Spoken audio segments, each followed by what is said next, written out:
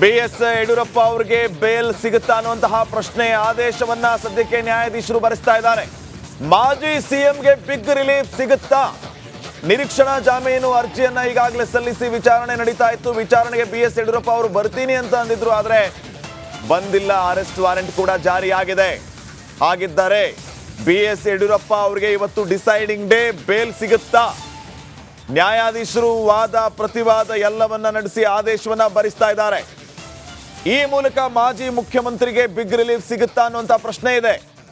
POCSO ಪ್ರಕರಣದ ವಿಚಾರಕ್ಕೆ ಸಂಬಂಧಪಟ್ಟಂತೆ ಈಗಾಗಲೇ ಸಿಐಡಿ ಅರೆಸ್ಟ್ ವಾರೆಂಟ್ ಅನ್ನ ತೆಗೆದುಕೊಂಡು ಒಂದು ತಂಡ ದೆಹಲಿಗೆ ಹೋಗಿದೆ.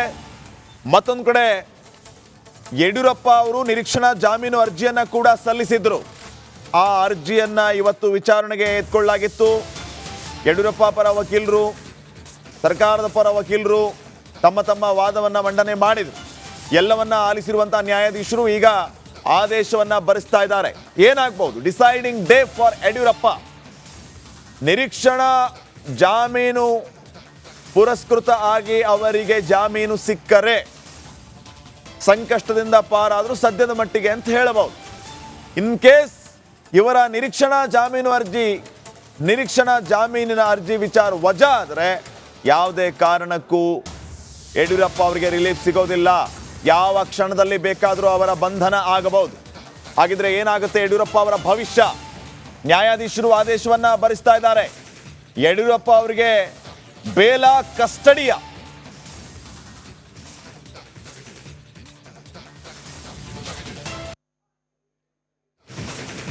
ಯಡಿಯೂರಪ್ಪ ಅವರ ವಿಚಾರಕ್ಕೆ ಸಂಬಂಧಪಟ್ಟಂತೆ ಈಗಾಗಲೇ ಸಾಕಷ್ಟು ಬೆಳವಣಿಗೆಗಳಾಗ್ತಾ ಇದೆ. ಅದನ್ನ ತಾವು ಗಮನಿಸ್ತಾ ಇದ್ದೀರಿ. ಬಿಎಸ್ ಯಡಿಯೂರಪ್ಪ ಅವರಿಗೆ ಪೋಕ್ಸೋ ಸಂಕಷ್ಟ. ನಡಿ ಈಗ ಶುರು ಮಾಡೋಣ. ಕೇಸರಿಯಿಂದ ಮನೋಲ್ಲಾಸ ಮನಸ್ಸು ಮತ್ತೇರಿ ಕುಣಿದಾಡಿದೆ ನೋಡು, ಮನಸ್ಸು ಮತ್ತೇರಿ ಕುಣಿದಾಡಿದೆ ನೋಡು. ಕ್ಷಣ ಕ್ಷಣವೂ ಆಚರಿಸಿ ಕೇಸರಿ ಹಬ್ಬ. ವಿಮಲ್ ಬಾಯಲ್ಲಿ ಹೇಳಿ ಕೇಸರಿ. ಬಿಎಸ್ ಯಡಿಯೂರಪ್ಪ ವಿರುದ್ಧ ಬಂಧನ ವಾರಂಟ್ ಈಗಾಗಲೇ ಜಾರಿ ಆಗಿದೆ. ಯಡಿಯೂರಪ್ಪ ಅವರಿಗೆ ಬಿಗ್ ರಿಲೀಫ್ ಸಿಗಬಹುದಾ ಅಥವಾ ಕಸ್ಟಡಿನ? ಮತ್ತೊಂದು ಬ್ರೇಕಿಂಗ್ ಅಪ್ಡೇಟ್. ಪೋಕ್ಸೋ ಕೇಸ್ನಲ್ಲಿ ಬಿಎಸ್ ಯಡಿಯೂರಪ್ಪ ಅವರಿಗೆ ರಿಲೀಫ್. ಈಗ ಬರ್ತಾ ಇರುವಂತಹ ಅಪ್ಡೇಟ್, ಪೋಕ್ಸೋ ಕೇಸಲ್ಲಿ ಬಿಎಸ್ ಯಡಿಯೂರಪ್ಪ ಅವರಿಗೆ ಬಿಗ್ ರಿಲೀಫ್ ಸಿಕ್ಕಿದೆ. ಅಲ್ಲಿಗೆ ಯಡಿಯೂರಪ್ಪ ಅವರಿಗೆ ಈಗ ಸಮಾಧಾನ. ಮಧ್ಯಂತರ ಜಾಮೀನನ್ನ ಕೋರ್ಟ್ ನೀಡಿ ಆದೇಶವನ್ನ ಹೊರಡಿಸಿದೆ. ಅಲ್ಲಿಗೆ ಬಂಧನದ ಭೀತಿಯಿಂದ ಬಿಎಸ್ ಯಡಿಯೂರಪ್ಪ ಅವರು ಬಚಾವ್. ಆದರೆ 17ನೇ ತಾರೀಕು ವಿಚಾರಣೆಗೆ ಹಾಜರಾಗಬೇಕು ಅಂತ ಸೂಚನೆಯನ್ನ ಕೊಟ್ಟಿದೆ. ಪೋಕ್ಸೋ ಕೇಸಲ್ಲಿ ಬಿಎಸ್ ಯಡಿಯೂರಪ್ಪ ಅವರಿಗೆ ಸದ್ಯಕ್ಕೆ ರಿಲೀಫ್ ಸಿಕ್ಕಿದೆ. ಮಧ್ಯಂತರ ಜಾಮೀನನ್ನ ಕೋರ್ಟ್ ನೀಡಿದೆ. ಅಲ್ಲಿಗೆ ಯಡಿಯೂರಪ್ಪ ಅವರ ಬಂಧನ ಇಲ್ಲ. ಸದ್ಯ ಬಂಧನದ ಭೀತಿಯಿಂದ ಬಿಎಸ್ ಯಡಿಯೂರಪ್ಪ ಅವರು ಬಚಾವಾಗಿದ್ದಾರೆ. ದೆಹಲಿಗೆ ಅರೆಸ್ಟ್ ವಾರೆಂಟ್ ಅನ್ನ ತೆಗೆದುಕೊಂಡು ಸಿಐಡಿ ತಂಡ ಹೋಗಿತ್ತು. ರಾಘವೇಂದ್ರ ಹೆಗಡೆ ಇತ್ಯಾದಿ ಅಧಿಕಾರಿಗಳು ಈಗ ಅವರು ವಾಪಸ್ ಬರಬೇಕು. ಕಾರಣ ಮಧ್ಯಂತರ ಜಾಮೀನನ್ನ ಕೋರ್ಟ್ ಮಂಜೂರು ಮಾಡಿದೆ.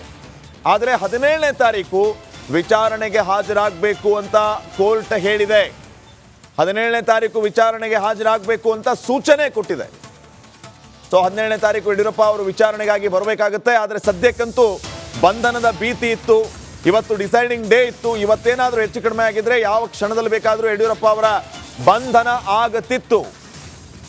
ಆದರೆ ಸದ್ಯಕ್ಕೆ ಯಡಿಯೂರಪ್ಪ ಅವರಿಗೆ ರಿಲೀಫ್ ಸಿಕ್ಕಿದೆ. ಮಧ್ಯಂತರ ಜಾಮೀನನ್ನ ಮಂಜೂರು ಮಾಡಿದೆ ಕೋರ್ಟ್. 17ನೇ ತಾರೀಕು ವಿಚಾರಣೆಗೆ ಹಾಜರಾಗಬೇಕು ಅಂತ ಸೂಚನೆ ನೀಡಿದೆ. 3 ತಿಂಗಳ ಹಿಂದೆ ದಾಖಲಾಗಿದ್ದ ಪೋಕ್ಸೋ ಪ್ರಕರಣ, ಆ ಪ್ರಕರಣದ ವಿಚಾರಕ್ಕೆ ಸಂಬಂಧಪಟ್ಟಂತೆ ದಿಢೀರ್ ಮರುಜೀವ ಬಂತು. ಈ ಕೇಸ್ಗೆ ಒಂದೇ ದಿನ ನೋಟಿಸ್ ಕೊಡಲಾಯಿತು. ವಿಚಾರಣೆಗೆ ಹಾಜರಾಗಬೇಕು ಅಂತ ಹೇಳಲಾಯಿತು. ಅರೆಸ್ಟ್ ವಾರೆಂಟ್ ಕೂಡ ಜಾರಿ ಆಯಿತು. ಈಗ ಮಧ್ಯಂತರ ಜಾಮೀನು ಮಂಜೂರಾಗಿದೆ. ಮತ್ತಷ್ಟು ಮಾಹಿತಿಯನ್ನ ನೀಡ್ತಾರೆ ಪ್ರತಿನಿಧಿ ಸುನೀಲ್ ಧರ್ಮಸ್ಥಳ. ಈಗ ನೇರ ಸಂಪರ್ಕದಲ್ಲಿ. ಸುನೀಲ್, ಡಿಸೈಡಿಂಗ್ ಡೇ ಆಗಿತ್ತು ಯಡಿಯೂರಪ್ಪ ಅವರಿಗೆ. ಫೈನಲಿ ಬಂಧನದ ಭೀತಿಯಿಂದ ಬಚಾವಾಗಿದ್ದಾರೆ. ಯಡಿಯೂರಪ್ಪ ಅವರಿಗೆ ಮಧ್ಯಂತರ ಜಾಮೀನನ್ನ ನೀಡಿ ಕೋರ್ಟ್ ಆದೇಶವನ್ನ ಹೊರಡಿಸಿದೆ. 17ನೇ ತಾರೀಕು ಅವರು ವಿಚಾರಣೆಗೆ ಬರಬೇಕು ಅಂತ ಸೂಚನೆ ಕೊಟ್ಟಿರೋದು. ಏನೆಲ್ಲ ಅಪ್ಡೇಟ್ಸ್ ಕೊಡ್ತೀರಿ? ಎಸ್ ಶ್ರೀಪಾದ್, ತುಂಬಾನೇ ಒಂದು ಇಡೀ ರಾಜ್ಯದ ಗಮನ ಸೆಳೆದಿದ್ದಂತಹ ಒಂದು ಪ್ರಕರಣ. ಪೋಕ್ಸೋ ಕೇಸಿಗೆ ಸಂಬಂಧಪಟ್ಟಂತೆ ಮಾಜಿ ಸಿಎಂ ಯಡಿಯೂರಪ್ಪ ಅವರ ಭವಿಷ್ಯ ಏನಾಗುತ್ತೆ ಅನ್ನುವಂಥದ್ದಕ್ಕೆ ಸಂಬಂಧಪಟ್ಟಂತೆ ಒಂದು ಕಡೆಯಿಂದ ಫಾಸ್ಟ್ ಟ್ರ್ಯಾಕ್ ಕೋರ್ಟ್ನಿಂದ ಅವ್ರನ್ನ ಅರೆಸ್ಟ್ ಮಾಡಬೇಕು ಅಂತ ಹೇಳಿಬಿಟ್ಟು ನಾನ್ ಬೇಲೆಬಲ್ ವಾರಂಟ್ ಕೂಡ ಪಡೆಯಲಾಗಿತ್ತು. ಆದರೆ ಕೋರ್ಟ್ನಲ್ಲಿ, ಹೈಕೋರ್ಟ್ನಲ್ಲಿ ಇವತ್ತು ಈ ಒಂದು ಕೇಸಿಗೆ ಸಂಬಂಧಪಟ್ಟಂತೆ ನಡೆದಂತಹ ಜಾಮೀನು ಅರ್ಜಿಯ ವಿಚಾರಣೆಯಲ್ಲಿ ಅಂತಿಮವಾಗಿ ಯಡಿಯೂರಪ್ಪ ಅವರಿಗೆ ರಿಲೀಫ್ ಸಿಕ್ಕಿರುವಂಥದ್ದು. ಅವ್ರನ್ನ ಅರೆಸ್ಟ್ ಮಾಡುವಂತಿಲ್ಲ ಅನ್ನುವಂಥ ಒಂದು ಸ್ಪಷ್ಟ ಸೂಚನೆಯನ್ನು ಕೋರ್ಟ್ ತನಿಖಾಧಿಕಾರಿಗಳಿಗೆ ನೀಡಿದೆ. ಆದರೆ 17ನೇ ತಾರೀಕು ಅವರು ವಿಚಾರಣೆಗೆ ಹಾಜರಾಗ್ತೀನಿ ಅಂತ ಆಲ್ರೆಡಿ ತಮ್ಮ ವಕೀಲರ ಮೂಲಕ ತಿಳಿಸಿದ್ರು. ಆ ದಿನ ಕಡ್ಡಾಯವಾಗಿ ಅವರು ವಿಚಾರಣೆಗೆ ಹಾಜರಾಗಲೇಬೇಕು ಅನ್ನುವಂಥ ಒಂದು ಸೂಚನೆಯನ್ನು ಕೂಡ ಇವತ್ತು ಹೈಕೋರ್ಟ್ ನೀಡಿರುವಂಥದ್ದು. ಇಲ್ಲಿ ಎರಡೂ ಕಡೆಯವರ ವಾದ ಪ್ರತಿವಾದಗಳನ್ನು ನೋಡ್ತಾ ಹೋದರೆ ಈ ಒಂದು ಕೇಸ್ನ ಆರಂಭದಿಂದಲೂ ಕೂಡ ಸಿ.ವಿ. ನಾಗೇಶ್ ಅವರು ಯಡಿಯೂರಪ್ಪ ಅವರಿಗೆ ಜಾಮೀನು ಮಂಜೂರು ಮಾಡಬೇಕು ಅಂತ ಹೇಳಿ ಮಂಡಿಸಿದಂತಹ ವಾದ ವೈಖರಿಯ ಒಂದು ವಿಚಾರವನ್ನು ನೋಡ್ತಾ ಹೋದರೆ ಅದು ನಿಜಕ್ಕೂ ಕೂಡ ಹಲವಾರು ಪ್ರಮುಖ ವಿಚಾರಗಳನ್ನು ಉಲ್ಲೇಖ ಮಾಡಿದರು. ಅದರಲ್ಲೂ ಕೂಡ ಪ್ರಮುಖವಾಗಿ ತನಿಖಾಧಿಕಾರಿಗಳು ಈವರೆಗೆ ತನಿಖೆಯಲ್ಲಿ ಸಾಧಿಸಿರುವಂಥ ಪ್ರಗತಿ ಮತ್ತು ಪ್ರಕರಣಕ್ಕೆ ಸಂಬಂಧಪಟ್ಟಂತೆ ಎಸ್ ಸುನಿಲ್ ಸಂಪರ್ಕದಲ್ಲಿರಿ. ಮತ್ತೊಂದು ಬ್ರೇಕಿಂಗ್ ಅಪ್ಡೇಟ್ ಬರ್ತಾ ಇದೆ. BS ಯಡಿಯೂರಪ್ಪ ಅವರನ್ನ ಬಂಧನ ಮಾಡಬಾರದು ಅಂತ ಕೋರ್ಟ್ ಆದೇಶವನ್ನ ಹೊರಡಿಸಿದೆ. 17ನೇ ತಾರೀಕು ವಿಚಾರಣೆಗೆ ಹಾಜರಾದಾಗಲೂ ಕೂಡ ಅವರನ್ನು ಯಾವುದೇ ಕಾರಣಕ್ಕೂ ಅರೆಸ್ಟ್ ಮಾಡುವಂತಿಲ್ಲ. ಈಗ ವಿಚಾರಣೆಯನ್ನ 2 ವಾರಗಳ ಕಾಲ ಮುಂದೂಡಲಾಗಿದೆ. ಯಡಿಯೂರಪ್ಪ ಅವರನ್ನ ಯಾವುದೇ ಕಾರಣಕ್ಕೂ ಅರೆಸ್ಟ್ ಮಾಡುವಂತಿಲ್ಲ. ಆದೇಶದಲ್ಲಿ ಇದು ಸ್ಪಷ್ಟವಾಗಿ ತಿಳಿಸಿರುವಂತದ್ದು. BS ಯಡಿಯೂರಪ್ಪ ಅವರನ್ನ ಬಂಧಿಸದಂತೆ ಕೋರ್ಟ್ ಆದೇಶವನ್ನ ಹೊರಡಿಸಿದೆ. 17ನೇ ತಾರೀಕು ವಿಚಾರಣೆಗೆ ಹಾಜರಾಗುವಂತೆ ಸೂಚನೆ ಕೂಡ ಕೊಟ್ಟಿದೆ.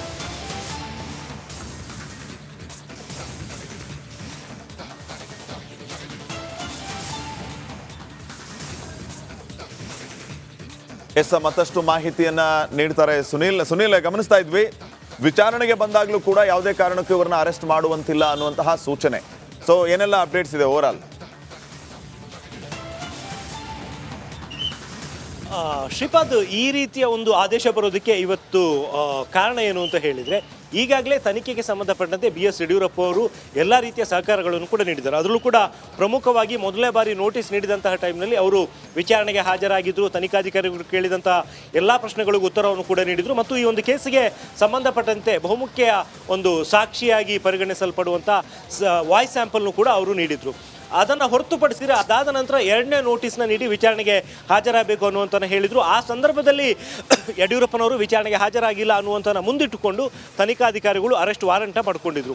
ಆದರೆ ಇವತ್ತು ನಡೆದಂತಹ ಸುದೀರ್ಘವಾದಂಥ ವಾದ ಪ್ರತಿವಾದಗಳ ಅಂತ್ಯಕ್ಕೆ ಕೋರ್ಟಿಗೆ ಮನವರಿಕೆ ಆಗಿದೆ. ಯಡಿಯೂರಪ್ಪನವರು ಈ ಒಂದು ಪ್ರಕರಣಕ್ಕೆ ಸಂಬಂಧಪಟ್ಟಂತೆ ವಿಚಾರಣೆಗೆ ಹಾಜರಾಗಿದ್ದಾರೆ ಅನ್ನುವಂಥದ್ದು ಒಂದು ಕಡೆ ಆದರೆ, ಮತ್ತೊಂದು ಕಡೆಯಲ್ಲಿ ಈ ಒಂದು ಪ್ರಕರಣಕ್ಕೆ ಸಂಬಂಧಪಟ್ಟಂತೆ ಯಡಿಯೂರಪ್ಪ ಅವ್ರನ್ನ ಬಂಧಿಸುವಂಥ ಒಂದು ಅಗತ್ಯ ಇಲ್ಲ ಅನ್ನುವಂಥವನ್ನು ಕೂಡ ಕೋರ್ಟ್ ಪರಿಗಣನೆಗೆ ತಗೊಂಡಿದೆ. ಹಾಗಾಗಿ ಈ ಒಂದು ಆದೇಶ ಇವತ್ತು ಹೊರಬಿದ್ದಿರುವಂಥದ್ದು. ಇದರ ಜೊತೆಗೆ ಇವತ್ತು ನಡೆದಂತಹ ವಾದ ಪ್ರತಿವಾದ ವೇಳೆ ಆಗಿರುವಂಥ ಕೆಲವೊಂದು ಪ್ರಮುಖ ವಿಚಾರಗಳನ್ನು ಕೂಡ ಗಮನಿಸಬೇಕು. ಯಡಿಯೂರಪ್ಪ ಅವರು ಮಾಜಿ ಮುಖ್ಯಮಂತ್ರಿಗಳಾಗಿದ್ದವರು, ಅವರು ಯಾವುದೇ ಕಾರಣಕ್ಕೂ ಕೂಡ ದೇಶ ಬಿಟ್ಟು ಎಲ್ಲೂ ಕೂಡ ಹೋಗಲ್ಲ, 17ನೇ ತಾರೀಕು ವಿಚಾರಣೆಗೆ ಬರ್ತೀನಿ ಅಂತ ಆಲ್ರೆಡಿ ಹೇಳಿದ್ದಾರೆ ಅನ್ನುವಂಥದ್ದು. ಹಾಗಾಗಿ ಇದೇ ಎಲ್ಲ ಕಾರಣಗಳನ್ನು ಮುಂದಿಟ್ಕೊಂಡು ನ್ಯಾಯಾಧೀಶರು ಅವರಿಗೆ ಜಾಮೀನನ್ನು ನೀಡುವಂಥ ಒಂದು ನಿರ್ಧಾರಕ್ಕೆ ಬಂದಿರುವಂಥದ್ದು. ಸದ್ಯಕ್ಕೆ ಈ ಒಂದು ವಿಚಾರಕ್ಕೆ ಸಂಬಂಧಪಟ್ಟಂತೆ ಯಡಿಯೂರಪ್ಪ ಅವರಿಗೆ ರಿಲೀಫ್ ಸಿಕ್ಕಿದೆ ಅಂತಲೇ ಹೇಳ್ಬೋದು. ನಿನ್ನೆಷ್ಟೇ CIDಯ ತನಿಖಾಧಿಕಾರಿಗಳ ತಂಡ ಬೆಂಗಳೂರಿನಿಂದ ದೆಹಲಿಗೆ ಪ್ರಯಾಣವನ್ನು ಬೆಳೆಸಿತ್ತು. ಅವರು ದೆಹಲಿಯಲ್ಲಿದ್ದಾರೆ ಅನ್ನುವಂಥ ಒಂದು ಮಾಹಿತಿಯನ್ನು ಆಧರಿಸಿ ಅಲ್ಲಿಂದಲೇ ಅರೆಸ್ಟ್ ಮಾಡಿಕೊಂಡು ಬರುವಂಥ ಒಂದು ನಿರ್ಧಾರಕ್ಕೆ ಬಂದಿತ್ತು ತನಿಖಾ ತಂಡ. ಆದರೆ ಇದೀಗ ಯಡಿಯೂರಪ್ಪ ಅವರಿಗೆ ಮಧ್ಯಂತರ ಜಾಮೀನು ಸಿಕ್ಕಿರೋದ್ರಿಂದಾಗಿ ಸದ್ಯಕ್ಕೆ ಅರೆಸ್ಟ್ ಮಾಡುವಂಥ ಯಾವುದೇ ಪ್ರಕ್ರಿಯೆಗಳು ಕೂಡ ಬರಲ್ಲ. ಆದರೆ 17ನೇ ತಾರೀಕು ಅವರು ಕಡ್ಡಾಯವಾಗಿ ತನಿಖಾಧಿಕಾರಿಗಳ ಮುಂದೆ ಈ ಒಂದು ಪ್ರಕರಣಕ್ಕೆ ಸಂಬಂಧಪಟ್ಟಂತೆ ವಿಚಾರಣೆಗೆ ಹಾಜರಾಗಬೇಕಾದಂಥ ಅಗತ್ಯ ಇದೆ. Shripad. Okay, thank you Sunil ಮಾಹಿತಿಗಾಗಿ.